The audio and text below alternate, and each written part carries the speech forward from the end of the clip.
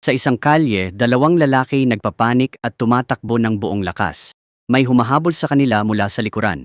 Isa sa kanila'y nabangga ng mabilis na kotse. Nakita ang kaibigan, tumigil siya sa pagtakbo at niyakap ito, umiiyak sa sakit. Hinahabol pala siya ng pulis dahil nagnakaw ng 7 bilyong won sa isang mafia boss.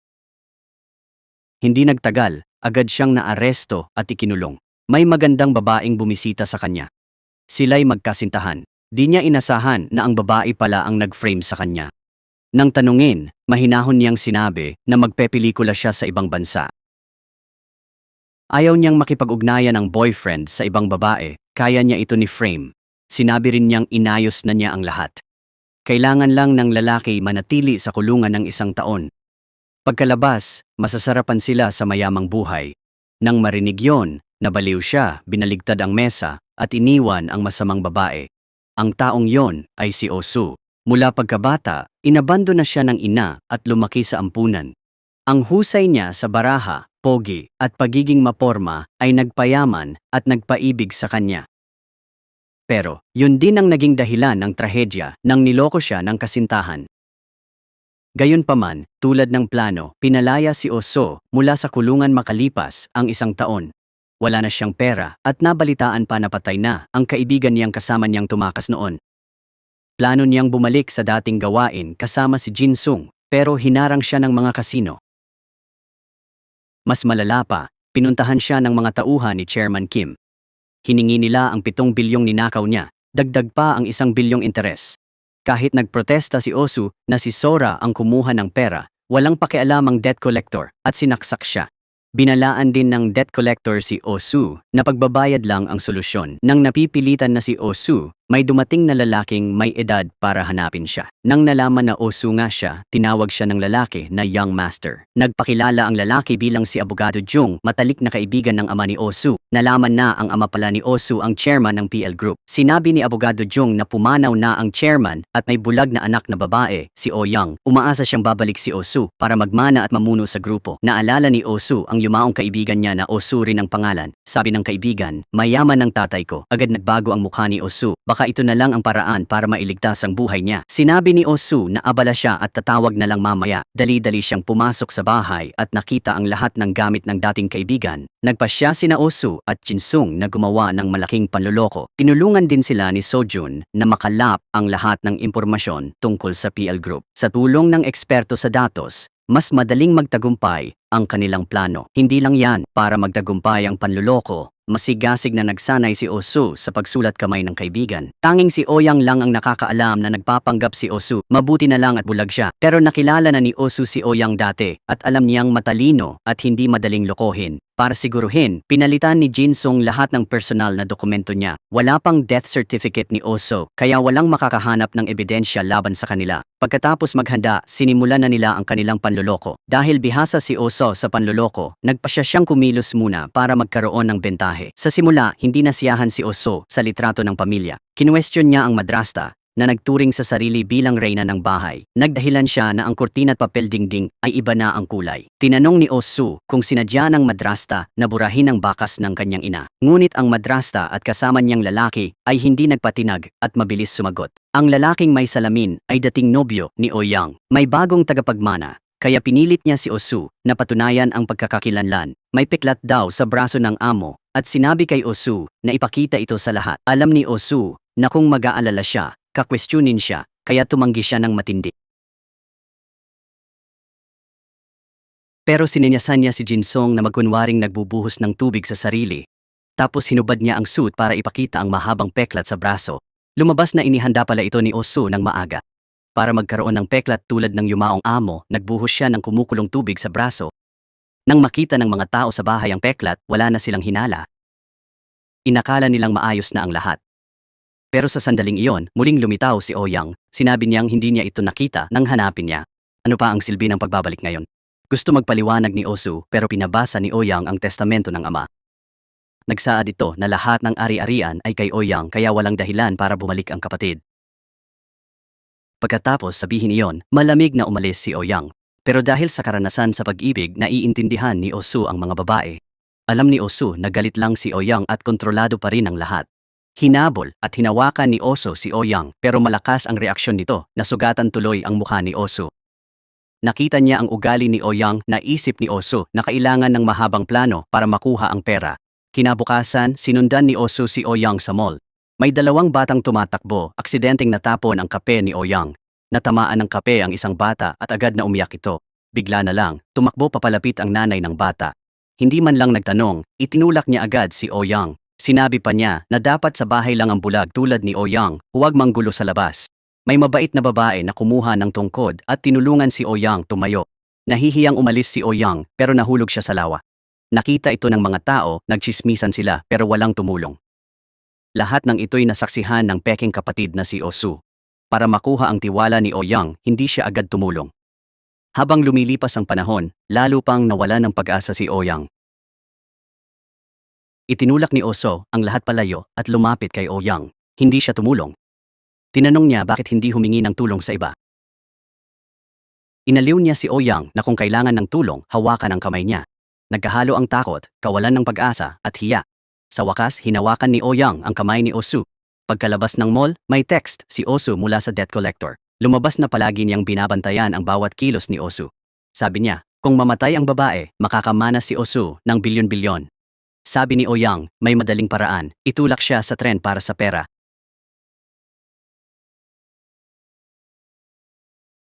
Labis na naguluhan si Osu nang marinig iyon. Nagsimulang manginig ang kanyang mga kamay. Habang naguguluhan pa si Osu, naglakad na si Ouyang sa rails. Matapos makabawi, lumapit si Osu at niyakap si Ouyang sa dibdib niya. Nagtataka si Ouyang kung bakit nais siyang iligtas ni Osu. Sinamantala ni Osu ang pagkakataon para makuha ang tiwala niya. Sinabi niyang humihingi siya ng tawad sa hindi maagang pagdating. Kung dumating siya ng mas maaga, baka hindi gaanong nagdusa si Ouyang. Nang marinig iyon, hindi napigilan ni Ouyang ang luha at umiyak. Gayunpaman, hindi pa rin siya lubos na nagtitiwala kay Osu. Pagka-uwi, ipinahayag niya ang kanyang mga pag-aalinlangan. Nang hanapin niya ang kapatid, may nakilala siyang lalaki. Bagamat pulag, napakasensitibo ng kanyang pandinig. Napansin ni Ouyang na ang boses ng kapatid ay katulad ng nakilala niya noon. Natakot si Osu nang marinig iyon, ngunit mabilis siyang nakabawi. Hinawakan niya ang balikat ni Ouyang para maramdaman nito ang piklat sa kamay. Kumalma si Ouyang sa kilos na ito, ngunit patuloy pa rin siyang nagsusuri. Gusto niyang dalhin niya ang regalo na ipinangako sa araw ng kanilang paghihiwalay. Nang marinig ito, agad na nag-alala si Osu, kaya binago na lang niya ang usapan. Samantala, pinaghihinalaan ng madrasta si Osu, kaya lihim niyang sinaliksik ang silid nito. Mabuti na lang at nakapaghanda si Oso, kaya walang nakuhang impormasyon ang madrasta. Kasabay nito, iniimbestigahan din ng nobyo ni Ouyang si Osu. Pinanakaw niya ang sipilyo ni Osu para ipasuri ito. Natuklasan din ni Jinsong at Osu ang buong pangyayari. Nagmadali si Jinsong umuwi para hanapin ang lumang sipilyo ng pumanaw niyang kapatid. Pero sabi ng may-ari, lilipat sila ng bahay, kaya inalis na ang mga lumang gamit. Pagkarinig nito, tumakbo agad si Jinsong para habulin ang truck ng basura. Mabuti na lang at nabalitaan ito ni Sojun at nagmadaling tumulong. Matapos halughugin ang buong truck ng basura, sa wakas ay ngumiti ang swerte sa kanila. Agad silang pumunta sa ospital at nagpalitan ng mga sample para sa pagsusuri. Nang makita ng nobyo ni Ouyang ang resulta at nalaman na magkapatid sila, nagalit siya at itinapon ito sa lupa. Kasabay nito, narinig ni Odu sa bahay ang usapan ni na Ouyang at ng kanyang madrasta. Doon lang niya nalaman na bulag si Ouyang dahil sa cancer sa utak. Sinabi rin ni Ouyang na kung mamatay siya, si Odu ang magiging tagapagmana. Pumayag siyang ibigay ang kanyang mga ari-arian kay Odu sa isang kondisyon. Tutulungan niya itong makasan ng kanyang kaawa-awang buhay. Siyempre, bilang scammer, alam ni Odu na sinusubukan siya ni Ouyang, kaya't malamig niyang sinabing di niya kailangan ng pera nito. Gayunpaman, tinanong pa rin ni Ouyang kung nasaan ang regalong ipinangako niya. Napilitan si Odu na sabihing dadalhin niya ito mamaya. Nang malaman niyang may cancer sa utak si Ouyang, may biglang pumasok sa isip ni Odu. Para mapalapit kay Ouyang, inaya siya ni Odu na maglakad-lakad. Dahil bulag na, bihira na si Ouyang sa matataong lugar, kaya medyo natakot siya. Mahigpit niyang hawak ang manggas ni Odu habang ito'y maingat na nakatayo sa likod niya, braso sa balikat niya. Sa ganitong paraan, nasisiyahan siya sa ingay ng paligid ng walang takot. Pagkatapos, tinuruan din siya ni Odu kung paano magbaril. Gusto niyang magawa ni Ouyang ang lahat gaya ng normal na tao. Matagal nang hindi ganito kasaya at nagningning ang ngiti ni Ouyang. Unti-unti nang nagiging bukas si Ouyang kay Odu. Pagbalik ni Ouyang sa bahay, nagtataka siya kung bakit hindi siya hinanap ng kanyang ina. Posible kaya na hindi siya na-miss ng kanyang ina? Napilitan si Odu na mag-imbento ng dahilan. Sinabi niyang may malubhang sakit at hindi makalabas. Nang gabi, pumunta si Ouyang sa isang bodega. Tahimik din siyang sinundan ni Odu. Nang umalis si Ouyang, binasag niya ang kandado at pumasok. Inisip niya na baka may lihim na nakatago dito. Dahan-dahang sinaliksik ni Odu ang bawat sulok. Nakakita siya ng silid na puno ng alaala ng kabataan ni na Ouyang at kapatid. Binuksan ni Odu ang lumang pelikula, umaasang maintindihan ang nakaraan. Dito, unti-unting naunawaan ni Odu ang kalungkutan ni Ouyang. Nalaman niyang marami pala siyang pinagdaan ng hirap. Bumalik si Ouyang sa silid, naalala ang nakalimutan at agad bumalik sa bodega. Pumasok siya nang makitang wala na ang kandado at may narinig na ingay. Lumingon siya para tanungin kung sino yon. Nang malapit nang madiskubre si Odu, lumitaw si Kat, kaya nawala ang duda ni Ouyang. Pagkaalis ni Ouyang, isinara niya ang pinto. Napilitan si Odu na manatili doon. Napanood niya ang video at nalaman ang katotohanan ng nakaraan. Nang unti-unting bumulag si Ouyang, sinabihan siya ng madrasta na magpagamot sa ibang bansa. Narinig lang niya sa madrasta na may cancer siya sa utak, walang ideya sa nangyayari. Mula noon, naging parang manika siya sa pagkakabihag ng kanyang madrasta. Sa oras na yon, dumating si Seo Jun para iligtas at ilabas siya. Sa lumang litrato, unti-unting nahulaan ni Seo Jun ang regalo na binanggit ni Ouyang. Kinabukasan, nagdala si Seo Jun ng maraming taingan ng tupa. Pagkahawak sa mga bulaklak, natuwa si Ouyang. Ito ang ipinangakong regalo ng kapatid niya. Nagpasalamat si Odu kay Sojun sa pagliligtas sa kanya sa tamang oras. Ginamit niya ang kanyang taktikang pananalita para makuha ang tiwala ni Ouyang. Ngayon, lubos nang nagtitiwala si Ouyang kay Odu. Nagtanim sila ng mga puno ng magkasama, tulad noong sila ay mga bata pa. Ito marahil ang pinakasaya para sa bulag na si Ouyang. Sa kabilang banda, hindi pa rin lubos na nagtitiwala ang nobyo ni Ouyang dahil matagal nang gamit ang sipilyong sinuri. Siya at ang madrasta ni Ouyang ay patuloy na nagbalak ng bagong plano. Hindi pa roon natapos, malapit nang tumama ang sakuna nang bumalik si Sora, dating nobya ni Odu. Ang bagong proyekto niya ay nagkataong may kinalaman sa madrasta ni Ouyang. Samantala, pumunta rin ang nobyo ni Ouyang sa dating bahay ni Oso. Pag-aari na ngayon ng kolektor ng utang ang lugar na ito. Hindi alam ni Oso ang tungkol dito. Kumakain sila ni Ouyang ng cotton candy. Ito ang paborito niyang pagkain noong bata pa. Niyaya ni Ouyang na pumunta sa ilog na nilalaruan nila noon. Dinala ni Osu si Ouyang sa lugar ng abo ng kapatid niya. Hindi alam ni Ouyang ang tungkol dito. Sa isip niya, parang mabagal na pelikula ng masasayang alaala.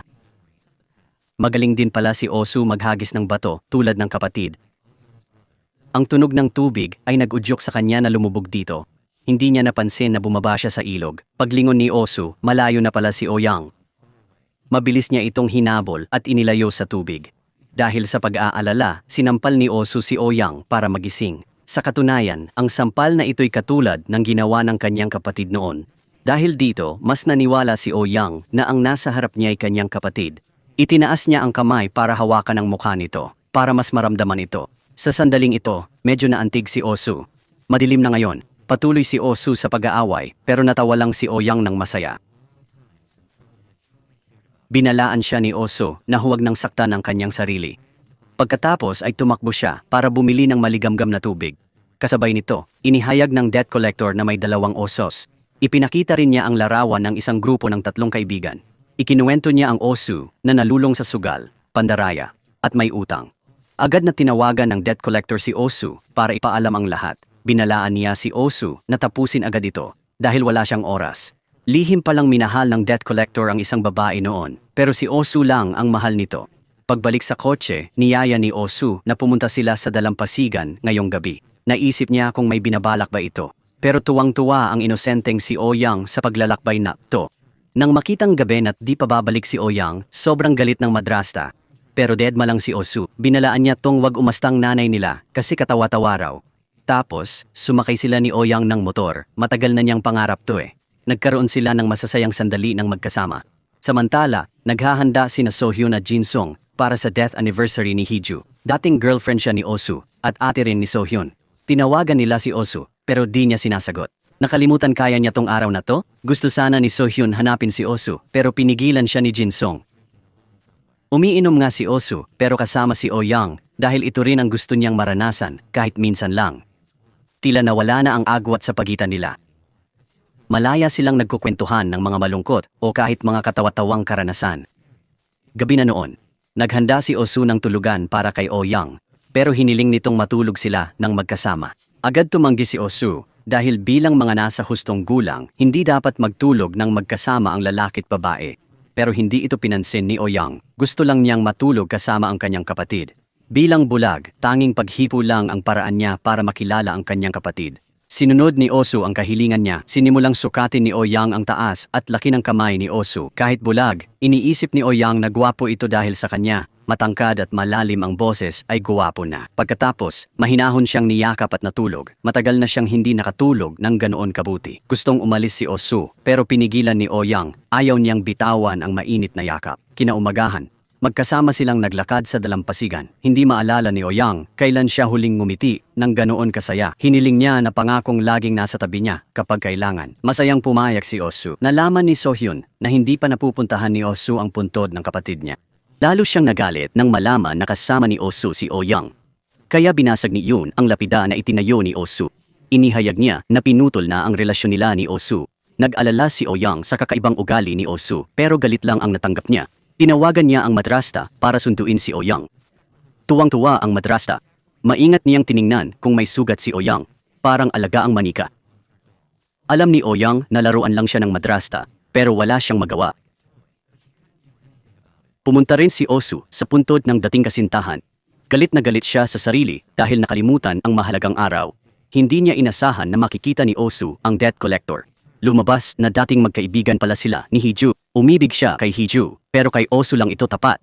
Pero hindi naman siya pinahahalagahan ni Osu.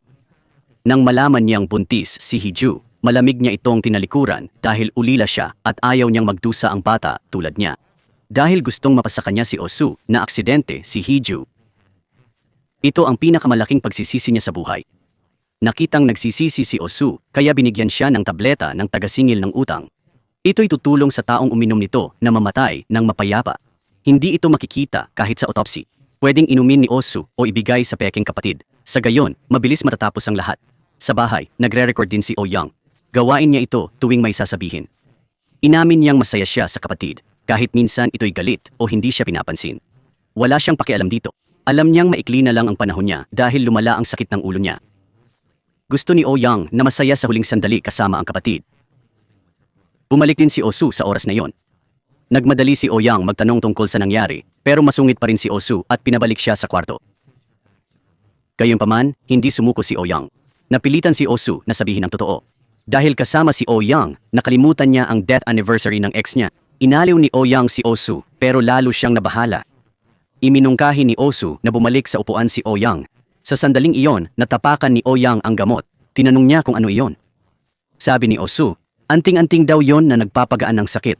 Di inaasahan, talagang nahumaling si Ouyang sa gamot. Hiniling niya na ibigay ito sa kanya. Nag-isip si Osu kung dapat ba niyang gawin. Sa huli, gumawa siya ng desisyon. Ang gamot na ito ay dapat para sa kanya. Pinapunta niya si Ouyang sa kwarto, pero gusto nitong matulog sa tabi niya. Galit na tumugon si Osu sa mungkahing iyon. Humingi ng paumanhin si Ouyang dahil hindi niya nakita ang pagod nito. Pagkatapos ay tahimik na umalis si Ouyang. Ngunit kapag mag-isang natutulog si Ouyang, lagi siyang nananaginip ng masama. Ang tunog ng wind chimes ay nakakuha ng atensyon ni Osu. Isinara niya ang pinto para hindi magkasakit si Ouyang. Ngunit binuksan ito ni Ouyang dahil natatakot siya sa makapal na hangin ng mag-isa. Sa huli, napilitan si Osu na sumuko. May kasunduan si Ouyang. Inilabas niya ang testamentong nagsasabing lahat ng ari-arian niya ay mapupunta kay Osu. Kapalit nito, gusto ni Ouyang na maging kabahagi sa PIL. Habang nagugulat pa si Osu, hinila siya ni Ouyang gamit ang daliri. Ang kabaitan niya ay nagpahiya ng husto kay Osu. Pagkatapos, isinandal ni Ouyang ang ulo sa balikat ni Osu at nakatulog hanggang kinaumagahan. Dumating si Seojun sa bahay nila para hanapin sila. Nagulat sila ng kanilang madrasta sa eksena ng dalawang magkayakap habang natutulog. Sa labas, pinalamig ni Jinsang ang galit ni Seojun, sinabing ayon sa plano ang lahat at nagtatagpo lang ng tiwala si Osu kay Ouyang. Pero sinasabi ng kutob ni Seojun na hindi ganoon kasimple ang sitwasyon. Nakipagkita si Soyun kay Ouyang nang mag-isa sa isang kapehan. Alam niyang nagmomotor si Osu dahil kay Ouyang, bagay na ipinangakong hindi na niya gagawin dahil motorsiklo ang dahilan ng pag-alis ng kapatid niya. Galit na galit si Soyun kaya sinabi ang totoo, may dalawang Osu at Mandaraya ang kapatid ni Ouyang na may utang kaya lumapit para kumuha ng pera. Sa oras na yon, dumating din si Osu. Sa galit, sinampal ni Osu si Seo Eun. Ayaw niyang lalong maging komplikado ang sitwasyon. Mabilis na hinila ni Jinsung si Soyun palayo. Napaluhan na ngayon si Ouyang. Tinanong niya kung totoo ba na pera lang ang dahilan ng mabuting pakikitungo sa kanya. Hindi na naghintay ng paliwanag, tumayo si Ouyang at umalis. Dahan-dahan lang siyang sinundan ni Osu. Nakita niyang nahulog ito pero hindi niya tinulungang bumangon. Nang makauwi si Ouyang, hinanap ni Osu si Seojun kahit galit ito. Niyakap lang siya ni Osu at inaliw. Sa gayon, nawala na ang galit ni Soeon. Samantala, nakipag-date si Ouyang sa nobyo, pero hindi siya pinansin. Nakatutok lang ito sa cellphone at saglit na sumasagot kay Ouyang. Dahil sa sama ng loob, uminom si Ouyang ng isang basong beer. Unang beses siyang nakita ng nobyo na ganoon. Sabay silang uminom hanggang sa malasing. Habang wala ito, tinawagan ni Ouyang si Osu. Sabi niya, lasing siya. Kung gusto siyang patayin ni Osu, ngayon ang pagkakataon. Natatakot na malasing si Ouyang at gumawa ng kahangalan, agad nagmaneho si Osu papunta sa kanya. Kasabay nito, sinabi rin ng debt collector kay Jin Sung ang tungkol sa pill. Umaasa siyang hikayatin ni Jin Sung si Osu na tapusin ang lahat ng mabilis. Dumating si Osu sa bar at nakita ang nobyo ni Ouyang na humahalik sa kanya. Sa hindi malamang dahilan, labis na hindi komportable si Osu. Lumapit siya at sinabing iuuwi niya ang kapatid, pero iginiit ng nobyo na siya ang maghahatid. Biglang tumunog ang cellphone na naiwan niya sa mesa. Nakita ni Osu ang kakaibang pangalan, kaya sinilip at nalaman na may kabit pala ang nobyo ni Ouyang. Sa loob ng kotse, patuloy na tinatanong ni Ouyang kung paano aayusin ni Osu ang kanyang kamatayan. Isang aksidente sa kotse ngayon ay magiging kapani-paniwala. Nang marinig ito, labis na nagalit si Osu. Umaasa siyang hindi maniniwala si Ouyang sa mga kasinungalingan ni So-eon. Lahat ng ito ay isang malaking hindi pagkakaunawaan. Kung gusto niyang patayin ito para sa pera, marami na sana siyang pagkakataon. Gusto niyang mamatay at bulag, kaya naging madaling target siya. Hiniling ni Osu na gamitin niya ang puso para maramdaman siya. Hindi pa nagtitiwala si Ouyang sa sino man noon. Ito ang unang beses na nagtiwala siya ng lubos sa iba. Tinanong ni Ouyang si Oso kung mapagkakatiwalaan ba siya. Niyakap ni Osu si Ouyang, sinabing pagkatiwalaan na siya. Marahil kahit si Oso ay hindi inaasahan niyon. Ang kanyang plano ng panlilinlang ay nagbago ng direksyon.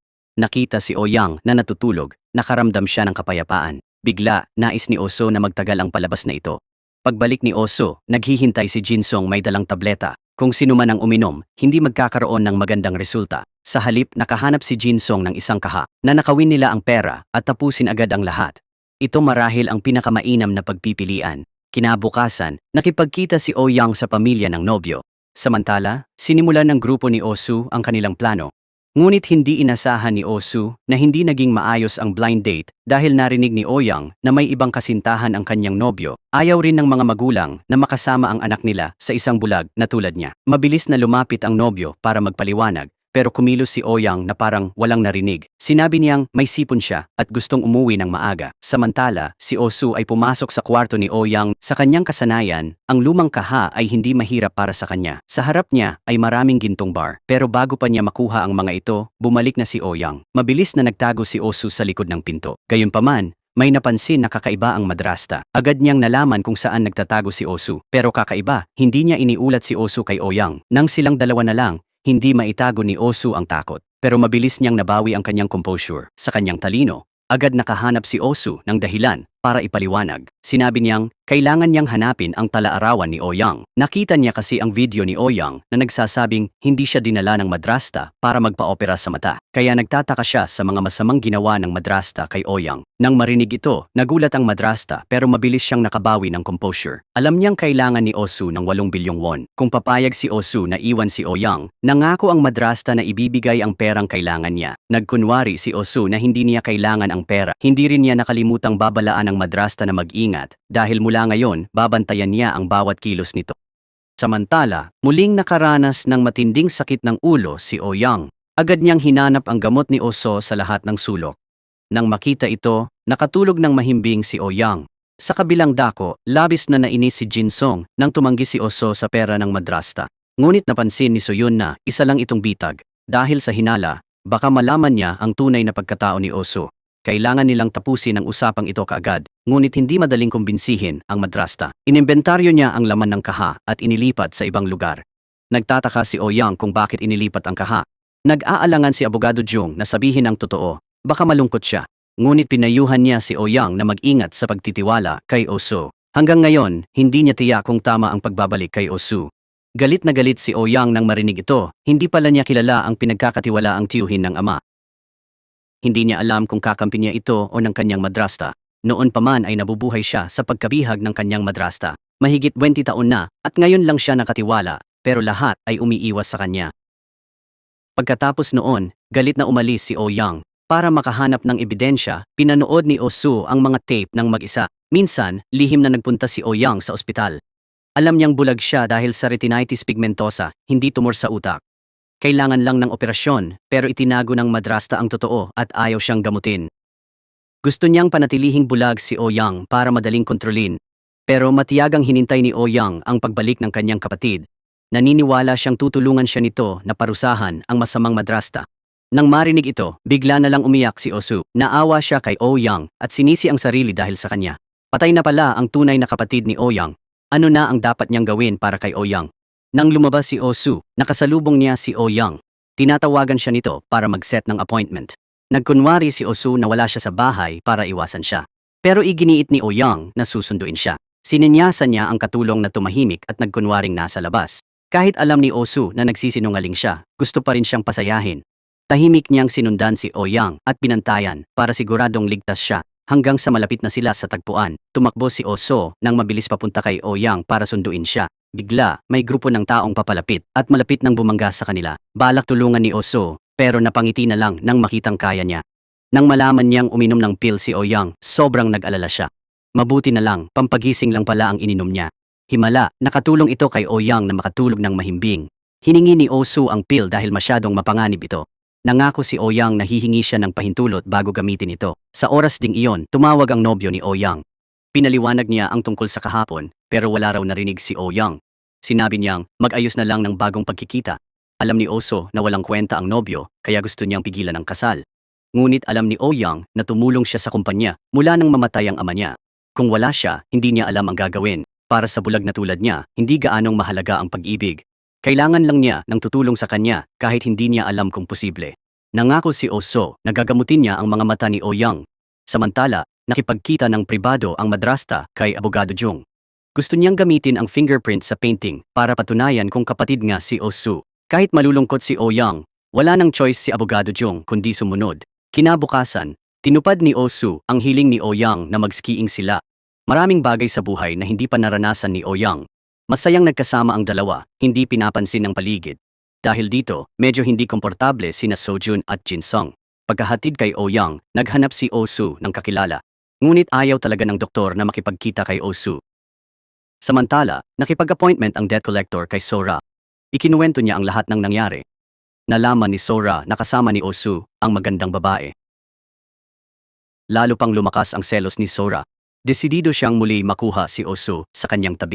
Gaya ng pangako, dumating si Oh-young para kunin ang order. Nang malapit na siyang umalis, muling sumakit ng todo ang ulo niya. Sinabi rin ng debt collector kay Oh-soo na inihayag niya ang lahat kay Sora. Sinabi niya kay Oh-soo na hintayin ang pinakatrahedyang katapusan. Sa oras na iyon, tumunog ang cellphone ni Oh-young. Sinabi ng staff kay Oh-soo ang hindi matatag na kalagayan ni Oh-young. Walang panahon mag-isip, nagmadali si Oh-soo pumunta roon. Nang makita si Oh-soo, hindi na nakayanan ni Oh-young. Mabilis siyang binuhat ni Oh-soo palayo. Dumating din si Sora, pero hindi siya pinansin ni Oh-soo. Ang mahalaga ay dalhin muna si Oh-young sa emergency room. Sinabi rin ni Jinsung kay Oh-soo na huwag mag-alala at bahala na siya. Gaya ng inaasahan, nakipagkita si Sora sa nobyo ni Oh-young, si Myung-ho. Nang ihahayag na ni Sora ang tunay na pagkatao ni Oh-soo, tumawag si Jinsung. Sabi ni Jinsung, kung gusto niyang makita si Oh-soo, dapat maging matalino siya. Malinaw na gusto ni Sora si Oh-soo, kaya nagpasya siyang itago ang sikreto. Sa huli, walang nakuhang impormasyon si Myung-ho. Sa kabilang banda, tumanggi si Oh-young sa ospital na magpa-test. Sinabi ng doktor na posibleng bumabalik na ang kanyang cancer. Galit na galit si Oh-soo nang tumanggi si Oh-young magpasuri, pero sawang-sawa na si Oh-young sa mga karayom at sa pagkakulong sa sterile room para sa treatment. Sabi ni Oh-young, takot siyang magkasakit, pero takot din siya sa amoy ng ospital at mas takot pa siyang makasama ang kanyang madrasta. Sa huli, napilitan si Oh-soo na sumuko sa katigasan ng ulo ni Oh-young. Para hindi mag-alala si Oh-soo, nangako si Oh-young na magpapatingin agad kung masama ang pakiramdam niya. Gusto ni Oh-young na sumama si Oh-soo sa seremonya ng kumpanya. Lagi kasing minamata ng mga shareholder si Oh-young dahil may kapansanan siya. Gusto ni Oh-young na kasama si Oh-soo para hindi na siya makitang mag-isa. Kahit ayaw ni Oh-soo magpakita sa publiko, sinunod pa rin niya ang gusto ni Oh-young. Ngayong araw, may magandang balita si Jinsung. Kinunan nila ni Sojun ang larawan ng pandarayang nobyo ni Oh-young kaya may kahinaan sila. Kinabukasan, gusto ni Oh-young na sorpresahin si Oh-soo. Dinala niya ito sa isang villa sa labas ng syudad. Dito, gusto niyang gumawa ng cake para sa kapatid, pero nag-alala si Oh-soo nang makitang mahirap siyang humawak ng kutsilyo. Sa huli, kailangan niyang tulungan ito. Gusto ni Osu na kahit wala siya, magagawa pa rin ni Ouyang ang mga bagay na gusto niya. Nang gabi, nagpanik si Ouyang dahil hindi niya mahanap ang wind chime. Hindi makatulog si Ouyang nang wala ito. Nakita ni Osu ang kampanilya pero iniwan niya ito malapit sa kamay ni Ouyang. Ayaw niyang makaramdam ng guilt si Ouyang dahil lang hindi niya ito nakikita. Kinaumagahan, sabay silang umakyat sa bundok ng niebe sa unang pagkakataon. Medyo kinabahan si Ouyang sa cable car pero kumalma siya nang hawakan ang kamay ng kapatid. Ganito pala ang pakiramdam na may kapatid na nagpoprotekta sa'yo. Kung wala si Osu, baka hindi nalagpasan ni Ouyang ang mataas na bundok na ito sa buhay niya. Nang tinanggal niya ang sombrero, tumunog ang wind chimes na lubos na ikinagulat ni Ouyang. Nalaman na nag-upa pala si Osu ng tao para maglagay ng libo-libong wind chimes dito. Gusto ni Osu, maramdaman ni Ouyang ang magandang tanawin sa tunog ng wind chimes sa mga sanga. Dahil sa pagkaantig, hindi napigilan ni Ouyang na halikan sa pisngi ang kapatid bilang pasasalamat. Ito marahil ang pinakamagandang alaala sa buhay ni Osu at Ouyang. Nang gabi, nahirapan makatulog si Ouyang. Pumunta si Ouyang sa kwarto niya at humingi ng pahintulot na matulog doon. Sa wakas, nakatulog ng mahimbing si Ouyang sa mga kwentong binasa ni Osu. Habang pinapanood si Ouyang na natutulog, bigla'y nakaramdam ng kapayapaan si Osu. Bigla niyang naisip na halikan ang mga labi nito. Mabuti na lang at napatigil si Osu sa tamang oras. Posible kaya na nahulog na ang loob ni Osu kay Ouyang? Kinaumagahan, maagang nagising si Ouyang. Pinilit niyang gumalaw ng marahan para hindi ito magising. Hindi nakakakita si Ouyang, kaya medyo nahirapan siya. Gayunpaman, sinika pa rin niyang ihanda ng maayos ang lahat. Ginising niya ito sa pamamagitan ng isang kanta ng Happy Birthday. Medyo nagulat si Osu pero mabilis siyang nakapag-react. Ayon kay Ouyang, nagtungo siya sa sala. Ito ang unang beses na may naghanda ng birthday para sa kanya. Kahit hindi perpekto ang cake o kape, para kay Osu, ito'y walang katumbas. Nang isuot ni Osu ang wind chime bracelet, napagtanto niyang nahulog siya sa sariling bitag. Sa bitag na ito, siya ang pinakamahirap na magdurusa bago maganap ang seremonya ng anibersaryo ng kumpanya. Ang taong ipinadala ni Lawyer Jong ay nagbigay ng mahalagang impormasyon na si Osu ay sikat na sugalero sa industriya. Ang lahat ng impormasyon sa investigasyon ay hindi tumutugma sa patotoo ni Osu. Ibig sabihin, may itinatago siya. Sa harap ng mga shareholder, ipinakilala ni Ouyang ang kanyang kapatid. Pagkatapos, bumati si Osu at hiniling sa lahat na tulungan si Ouyang. Bago bumaba, sinabi ni Osu na wala nang nakatingin kay Ouyang nang may awa. Pagkababa ni Osu, agad siyang sinundan ni Sora.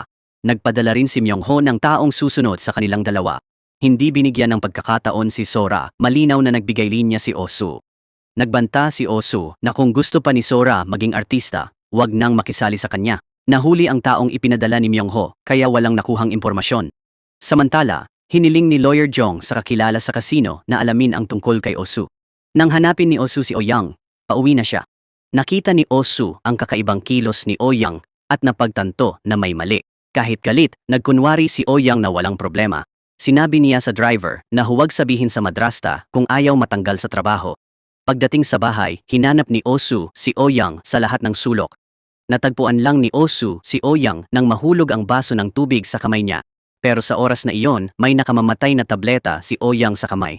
Sabi niya, sobrang sakit niya at gusto niyang inumin ito para guminhawa. Pinigilan siya ni Osu pero ayaw makinig ni Ouyang. Habang binibigyan ng tubig si Ouyang, itinulak ni Osu ang tableta sa sahig. Bago niya mapulot, inalis agad ni Osu ang laman ng tableta. Hindi niya inasahan na napakasensitibo pala ng pandinig ng bulag. Alam ito ni Ouyang, bigla na lang tumunog ang doorbell. Dumating si Osu at hindi inaasahan, nandoon si Sora. Ayaw niyang magkagulo kaya sinabi niyang lalabas para salubungin siya. Nang tulungan sana ni Osu si Ouyang umakyat, sinabi nitong nilalamig siya. Sinabi niyang buksan muna ang heater. Pagkaalis ni Osu, kinuha ni Ouyang ang gamot sa sahig at itinago. Tinawagan ni Osu ang kaibigan ni Ouyang para alagaan siya. Kahit pinigilan siya, tinawagan pa rin ni Osu ang madrasta tungkol sa sakit ni Ouyang. Nagalit si Ouyang dahil tuwing may sakit siya, ipinapa-ospital siya ng 1 buwan. Kaya pinagsinungaling niya ang kaibigan na simpleng sipon lang daw ito. Nagtaka si Sora bakit hindi humingi ng 7 bilyong won si Osu sa kanya. Alam ni Osu na kapalit nito ay kailangan niyang manatili sa tabi niya. Kahit mamatay siya, hindi niya iyon gagawin. Nakita ang ugali ni Osu, hindi sumuko si Sora. Binalaan niyang isisiwalat ang lihim ni Osu sa madrasta. Binigyan ni Sora si Osu ng 3 araw para mag-isip. Kung ayaw niyang mamatay, kailangan niyang manatili sa tabi niya. Nang panahong iyon, umuwi ang madrasta at nobyo ni Ouyang. Sabi ng kaibigan ni Ouyang, sipon lang daw at gumaling sa lugaw. Nang bumalik si Osu, umalis naman si Ouyang. Dismayado siya nang iniwan siya kahit may sakit sa gabing iyon. Hindi na naghintay ng paliwanag, umalis agad si Ouyang. Nag-aalalang, sumunod siya sa loob ng silid. Sinabi niyang gusto niyang matulog doon kasama siya ngayong gabi, ngunit malamig siyang tinanggihan nito. Sinabi ni Oyang na gusto niyang mag-isa ngayong gabi. Kahit ganoon, hindi pa rin sumuko si Osu. Habang tulog si Oyang, pumasok siya at sumulat ng braille. Sinuri niya ang lahat bago umalis ng mapayapa. Ngunit hindi niya inasahan na hindi ito nakatulog. Pagkaalis niya, kinuha nito ang sulat at binasa. Natatakot pala si Osu na magka-insomnia si Oyang, kaya't ikinabit ang wind chime sa kamay nito. Tuwing magigising siya, ang wind chime ay tutulong pakalmahin ang isip niya. Ngunit kinabukasan sa almusal, malamig pa rin ang pakikitungo ni Oyang. Sa hindi malamang dahilan, labis na nainis si Osu. Ngayon, pinuntahan ni Oyang ang dalawang dating kaibigan para imbestigahan ang sangkap ng tableta. Gusto niyang malaman kung anong uri ng gamot ito. Pinuntahan ni Osu ang naniningil ng utang. Lumabas na ang kapatid niyang babae, ang doktor na pinuntahan ni Osu. Siya ang nangungunang espesyalista sa utak sa Korea. Gusto ni Osu na suriin niya si Oyang. Ito ay talagang katawa-tawa. Napagtanto ng kolektor na mahal ni Osu si Oyang. Gusto niyang makita kung pipiliin ni Osu ang pag-ibig o ang sarili kapag dapat ng bayaran ng utang, tulad ng pag-iwan niya sa pamilya noon. Bago umalis, pinaalalahanan niya si Osu na 28 araw na lang ang natitira para bayaran ng utang. Pagkatapos makausap ang investigador, nalaman din ni Abogado Jung na may dalawang Osu pala. At ngayon, isa ng kilalang sugalero si Osu. May utang siyang 7 bilyong won sa boss ng mafia. Patuloy na sinundan ni na Jin Sang at Seo Jun si Mayong Ho. Di inaasahan, nagkagusto sila sa isa't isa habang magkasama. Nangako silang babalik sa probinsya at magsisimula ng bagong buhay pagkatapos nito. Ngayon, nahuli nila si Myung Ho na kasama pa rin ang kabit niya. Inihayag din ng madrasta ang totoo tungkol sa intensyon ni Osu sa kaligtasan ni Oyang. Nagmungkahi siya ng DNA test para malaman kung tunay na kapatid ni Oyang si Osu. Pero alam ni Oyang na totoo ang alaala niya. Dahil naaalala pa ni Osu ang mga pangako niya noon, gayunpaman nakatanggap si Oyang ng nakakagulat na balita. Sinabi ng kaibigan niya na ang gamot ay pumapatay ng tahimik at hindi natutukoy. Ang ganitong uri ng gamot ay napakabihira at hindi lahat ay makakaangkin nito. Sa oras na iyon, pumunta rin si Osu sa kwarto ni Oyang. Nandiri si Oyang sa mga salitang pag-aalala ni Osu. Pinaalis niya ito ng diretsyo sa pamamagitan ng kanyang madrasta.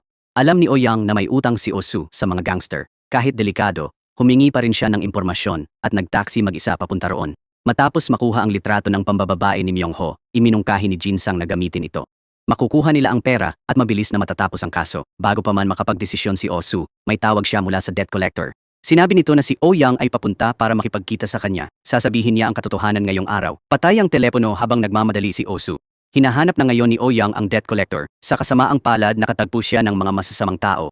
Ninakawan at balak nilang saktan si Oyang. Mabuti na lang dumating si Osu sa tamang oras. Nang makita ang galit ni Osu, natakot at tumakas ang mga salbahe. Yumuko si Oyang para hanapin ang kanyang mga gamit. Nang makita ang gamot sa kamay niya, naintindihan ni Osu ang lahat. Hinawakan ni Osu si Oyang pero sinampal siya nito ng malakas. Napakadali para sa kanya na linlangin ang isang bulag na tulad niya. Akala lang ni Oyang na pampakalma ito at pampawala ng sakit. Hindi niya inasahan na nakamamatay pala ang dala ni Osu. Ngunit akala ni Oyang totoo ang kanilang nararamdaman sa isa't isa. Iginiit ni Osu na para sa sarili niya ang gamot na yon. Wala na raw siyang dahilan para mabuhay pa. Naging malungkot at miserable ang buhay niya hanggang nakilala niya si Oyang. Ang kasiyahan kasama siya ang nagpahangad sa kanya ng buhay na ito ng higit pa. Gayunpaman, ganito na ang nangyari.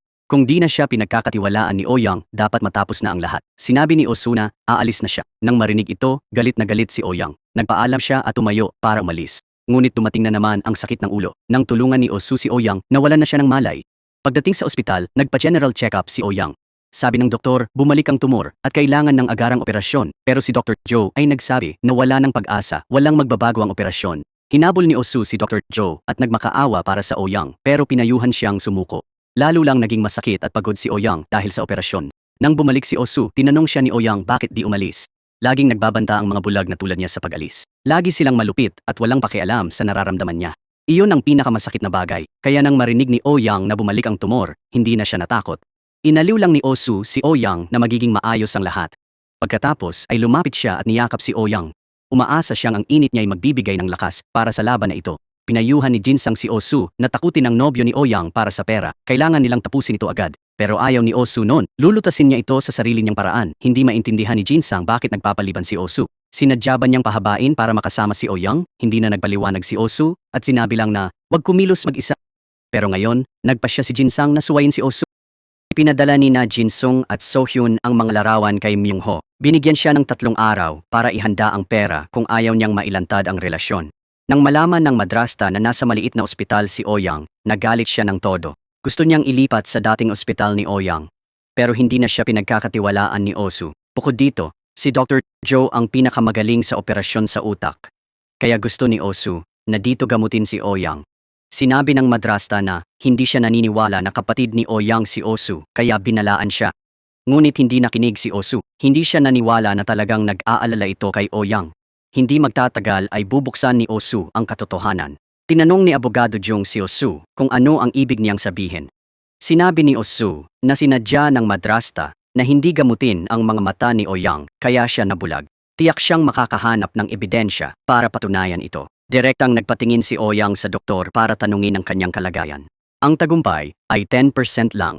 Dagdag pa, kailangan niyang magpa-radiation ng paulit-ulit.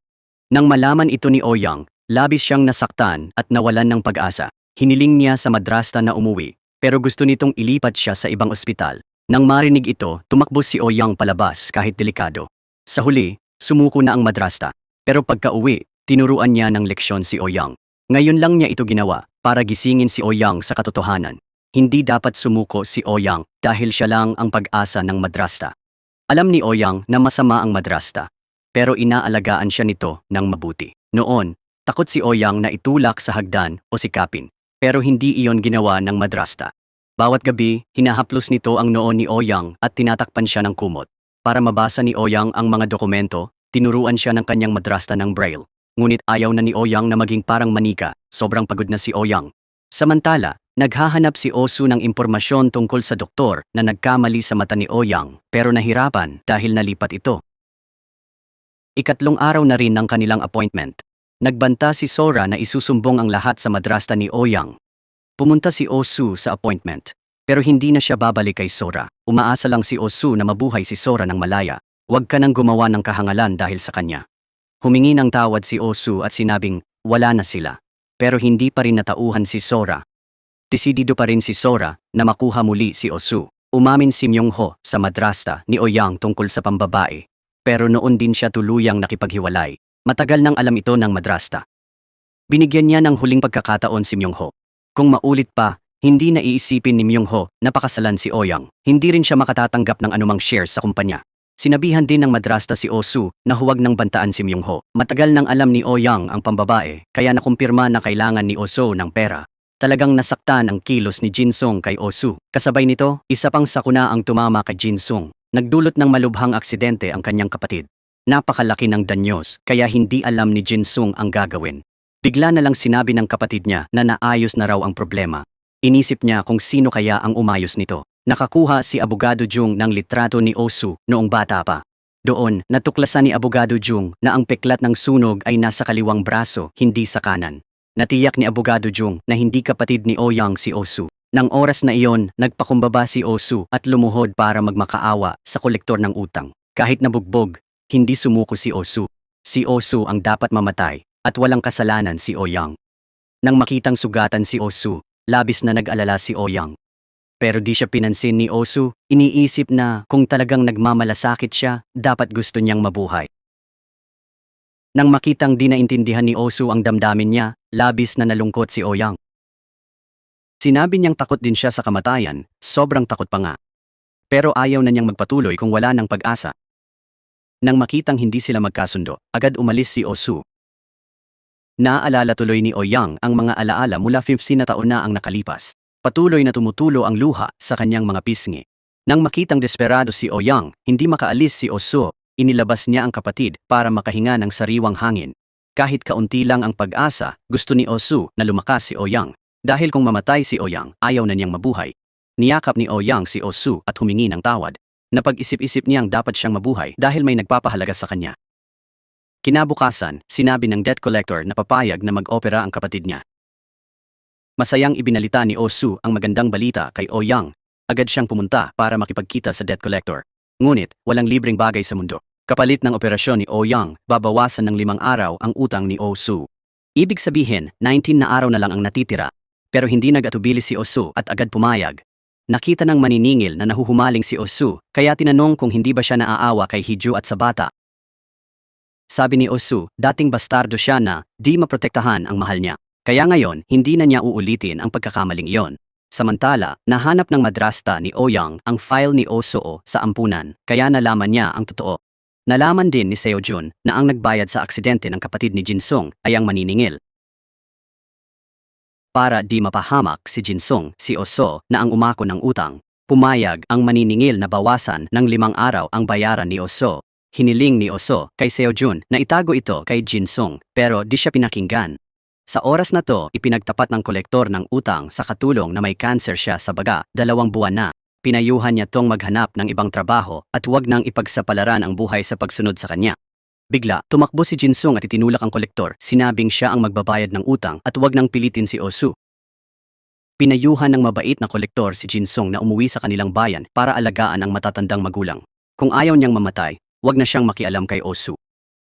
Sinubukan ni Jin-sung lumaban pero hindi siya katumbas nito. Lumabas na si Jin-sung, Oh-soo, at ang kolektor ay magkakapitbahay mula pagkabata. Dahil lang sa pag-ibig, sila ay naging magkaaway. Pinayuhan ni Dr. Jo ang kapatid na bitawan ng pasanin pero di pa rin niya mapatawad si Oh-soo. Nang malaman ang tunay na pagkatao ni Oh-soo, gusto ng madrasta at ni Abogado Jung sabihin kay Ouyang ang totoo. Pero sa oras na yon, sinabi ni Ouyang na pumayag na siya sa operasyon. Alam ng madrasta na nagbago ang isip ni Ouyang dahil kay Oh-soo, kaya hindi na niya inilantad ang tunay na pagkakakilanlan nito. Pagkatapos ng operasyon, hindi pa huli para palayasin si Oh-soo. Sa mga sumunod na araw, patuloy na masaya sina Oh-soo at Ouyang. Siguro ito ang panahon na pareho silang gustong mabuhay ng lubos. Bawat sandali ay mahalaga, kaya kahit gabi ay ayaw nilang maghiwalay. Nang mahawakan ni Ouyang ang labi ni Oh-soo, biglang kumabog ang kanyang puso. Hindi niya maintindihan ang nararamdaman niya.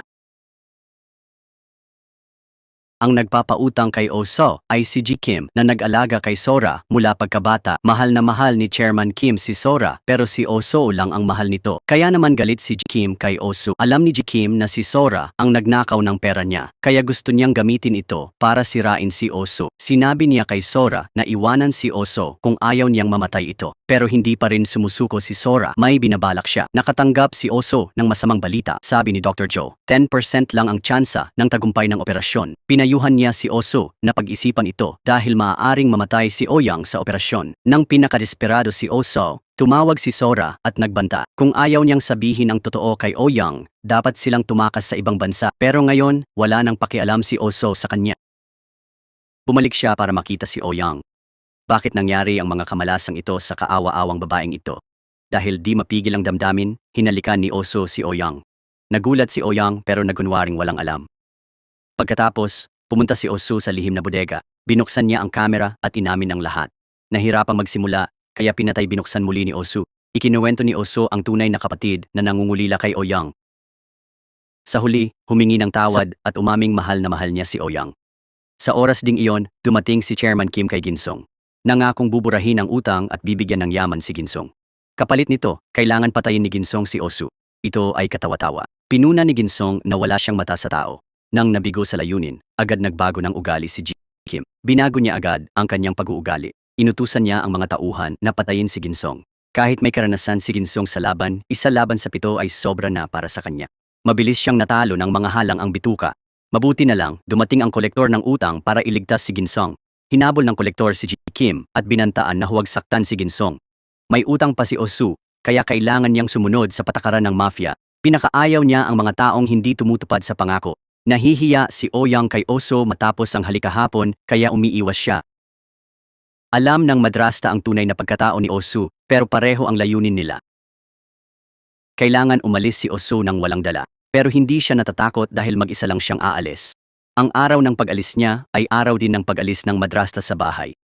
Nang malaman ng nangyari, ibinigay ni Oh-soo lahat ng pera niya kay Ginsong. Gusto ni Oh-soo na ibalik ni Ginsong ang kanyang mga magulang sa probinsya, pero tumanggi si Ginsong na iwanan si Oh-soo. Nang makita ang matigas ang ulong kapatid, labis na nagalit si Oh-soo dahil ayaw niyang may mamatay pang kaibigan dahil sa kanya. Sinabi ni Ouyang kay Oh-soo na hindi na sila dapat magsama sa pagtulog dahil hindi na siya komportable. Hinawakan ni Oh-soo ang kamay niya at tinanggihan ng mungkahing ito. Gusto niyang matulog sa tabi niya hanggang sa araw ng operasyon. Sa puntong ito, kinailangan ni Oh Young na sabihin ang totoo tungkol sa halik kahapon. Hindi dapat gawin niyon ng magkapatid na lalaki at babae. Sinabi rin ni Oh Young na nagsisimula siyang magkaroon ng kakaibang damdamin para sa kanya. Kung magpapatuloy sila, magkakamali sila. Kahit anong pagsisikap ni Oh Soo na humingi ng tawad, hindi pa rin nagbago ang desisyon ni Oh Young.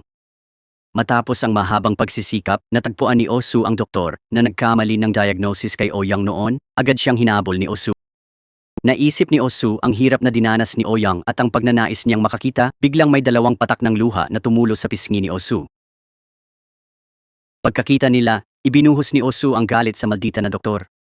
Dahil sa halik, natatakot pa rin si Oh Young na makita si Oh Soo. Inaliw at humingi ng tawad si Oh Soo pero ayaw pa rin lumapit ni Oh Young. Narinig ng madrasta ang buong usapan nang hindi sinasadya. Hiningi niya na makausap si Oh Soo ng pribado. Nang mga oras na yon, nasa paliparan na si Sarah. Dahil tumanggi si Oh Soo, labis siyang nagalit. Tinawagan niya si Oh Young at inihayag ang lahat. Ang pagkabigla ay talagang napakalaki para kay Oh Young. Di niya inakala na paulit-ulit siyang lolokohin ng mga mahal niya. Tinanong ng madrasta si Oh Soo bakit niya hinalikan si Oh Young. Wala siyang pakialam sa ginawa niya sa mga mata ni Oh Young. Ang dahilan kung bakit nabuhay si Oh Young sa dilim at ikinulong siya, ang mga krimen na iyon ang nagpasana kay Oh Soo na patayin siya ngayon. Si Oh Young na nakatayo sa labas ay narinig ang lahat. Kasabay nito, nakaranas siya ng maraming pagkabigla na nagdulot sa kanya na mawala ng pag-asa. Nalaman niyang noon pa man ay nabuhay siya bilang isang papet at nalilinlang ng iba. Alam din ni Abogado Jung ang ginawa ng madrasta kay Oh Young, kaya't galit na galit siya at sinabihan ng madrasta na umalis. Kahit alam na niya ang lahat, kumilos si Oh Young na parang walang nangyari. Inanyayahan niya ang kanyang madrasta na subukan ang mga damit pangkasal kasama niya. Mabilis na lumipas ang panahon. Di inaasahan, mahigit 20 taon nang inaalagaan ng madrasta si Oh Young. Masasabing buong kabataan niya ay kasama si Oh Young.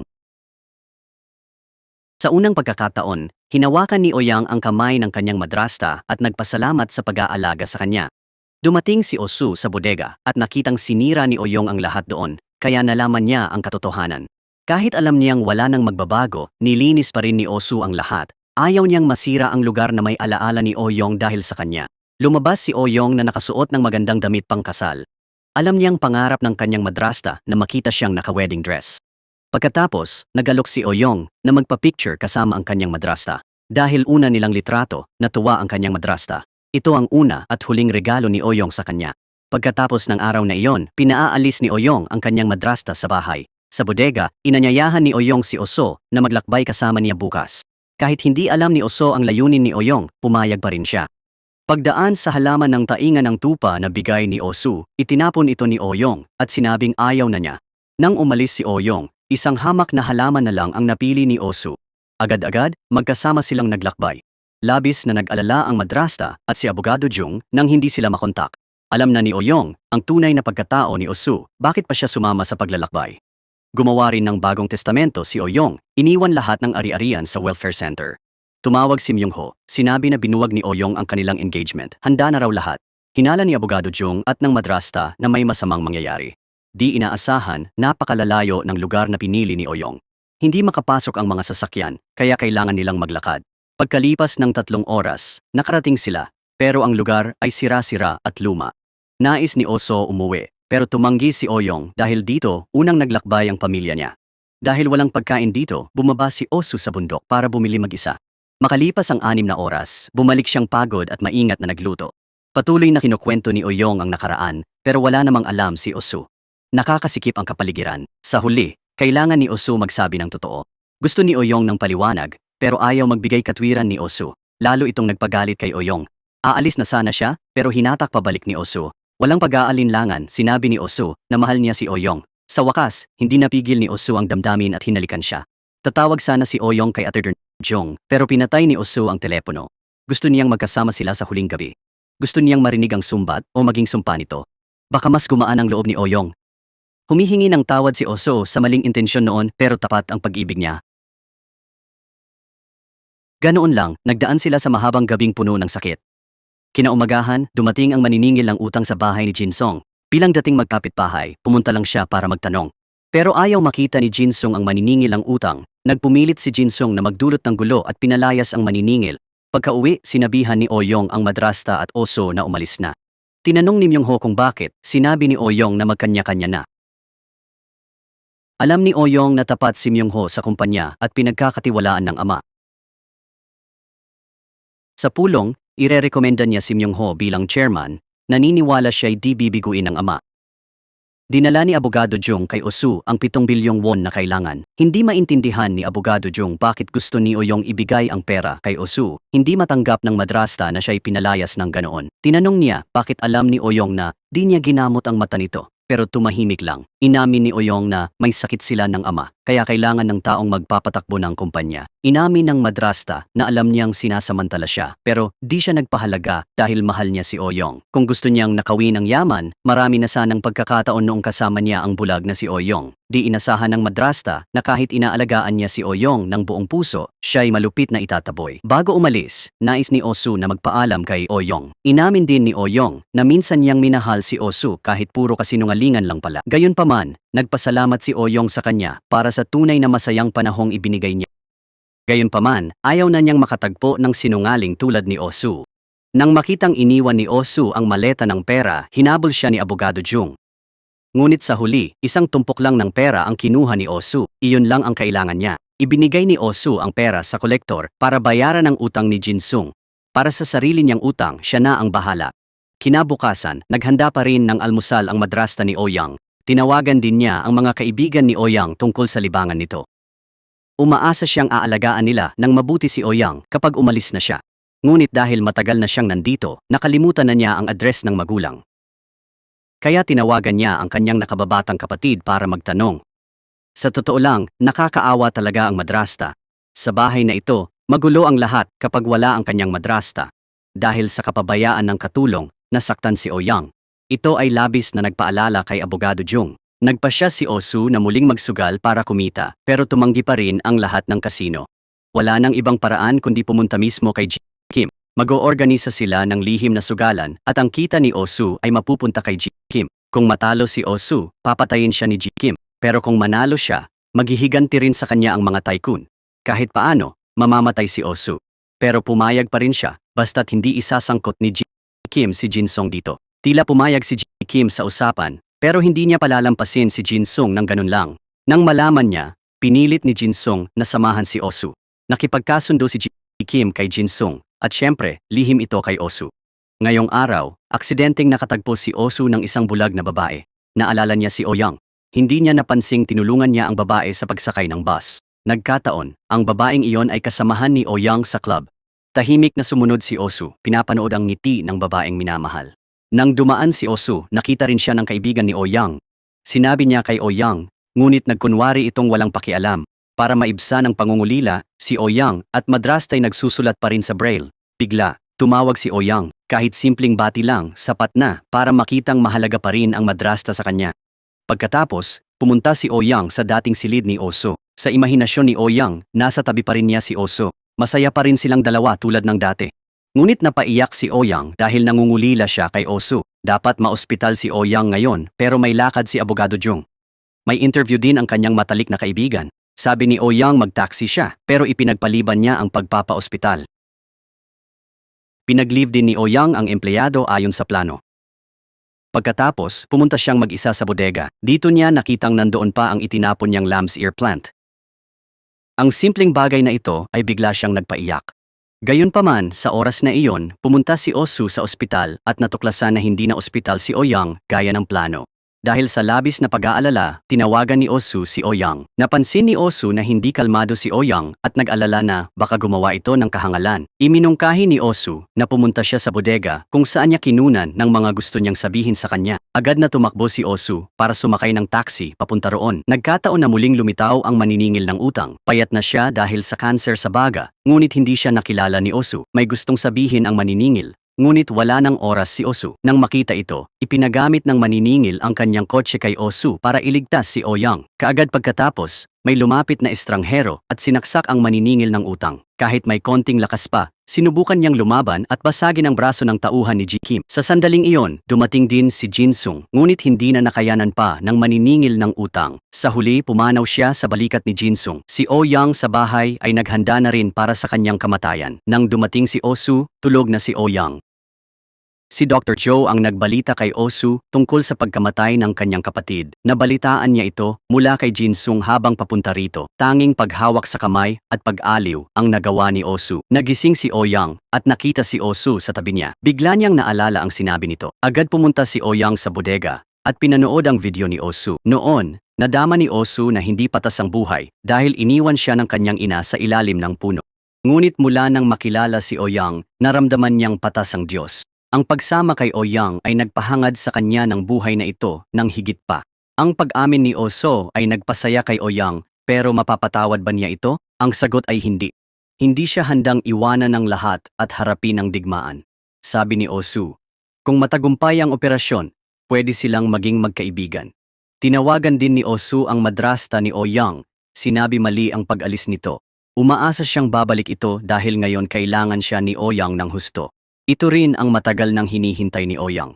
Ngayon, tunay na naramdaman niya ang damdamin para sa kanyang madrasta.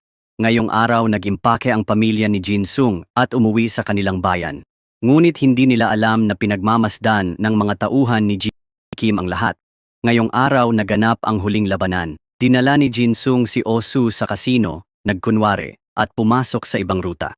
Bawat grupo may 2 tao, pero si Osu ay nag-iisa. Ngunit, di naging mahirap yon para sa isang dalubhasa tulad ni Osu. Pero patuloy na natatalo si Osu sa laro. Tiningnan niya ang relo dahil alam na malapit na ang operasyon ni Ouyang. Baka hindi na niya ito makikita pa. Sa sandaling iyon, biglang lumitaw si Jinsung. Nang makita na sinira ni Kim ang pangako, sasalakay sana si Osu pero pinigilan siya. Sinundan ni Jinsung si Osu, pero pagbalik sa laro, bumigay na lang ito. Labis itong ikinagulat ni Jinsung at labis na ikinabahala ni Kim. Dahil pera ni Osu ang ginagamit, lumabas silang tatlo para mag-usap. Tinanong ni Jinsung si Osu kung bakit niya ginawa yon. Hinamon ni Osu si Kim na kung matalo siya, mamamatay siya sa pinakamalala, pero hindi makukuha ni Kim ang gusto niyang pera, mawawala pa sa mga tycoon. Huling pagpipilian ni Kim ang sumali sa laban na ito. Mas nakakagulat, nag-install na pala si Jinsung ng kamera. Kung manalo si Osu pero di makaalis ng ligtas, si Kim ay mawawalan ng negosyo sa lugar na ito. Sa oras na iyon, pumasok din si Ouyang sa operating room. Sa huli, hindi pa rin niya nakita si Osu. Sa husay ng mag-asawa, Osu at Jinsung, nakuha nila ang pera ni Kim. Sapat ang pera para sa utang at nagbigay pa sila ng sukli. Agad umalis si Osu para pumunta kay Ouyang. Bigla namang nagbanta si Kim sa pamilya ni Jinsung. Si Kim ay naghagis ng kutsilyo at pinapili si Jinsung. Paglabas ni Osu, may estranghero na biglang sumaksak sa kanya. Tumayo si Osu para tingnan kung sino yon, pero di niya inasahan si Jinsung pala ang sumaksak sa kanya. Tanging natanong ni Osu kay Jinsung, bakit mo to ginawa? Tapos sumubok siyang lumapit at tinawag si Ouyang. Gusto ni Osu makita si Ouyang, pero sa huli bumagsak siya at nawalan ng malay. Ang desisyong ito ay lubhang nagpalungkot din kay Jinsung. Dahil sa pamilya, ipinagkanulo niya ang kasamang nakasama niya sa maraming panganib. Mabilis na dumating ang tagsibol. Lahat ay mainit at maganda para sa bagong simula. Sina Jinsung at Sojun ay bumalik sa kanilang bayan. Nag-iisip sila kung anong bulaklak ang dadalhin kay Osu. Ngayong araw, uminom ng tsaa si Ouyang sa isang coffee shop. Di niya inasahan, mahilig din pala ang may-ari sa halaman na lamb's ear. Ikinuwento niya ang dating mahal, isang bulag na babae na cute at mabait. Naisip ni Ouyang kung di ba awkward yon sa may-ari kasi gusto nang mag-on na magkatinginan. Iginiit ng may-ari na hindi iyon dahil lagi siyang nakatingin sa kanya ng buong puso't hininga. Nagtataka ang may-ari sa mga mata ni Ouyang dahil may hawak siyang tungkod.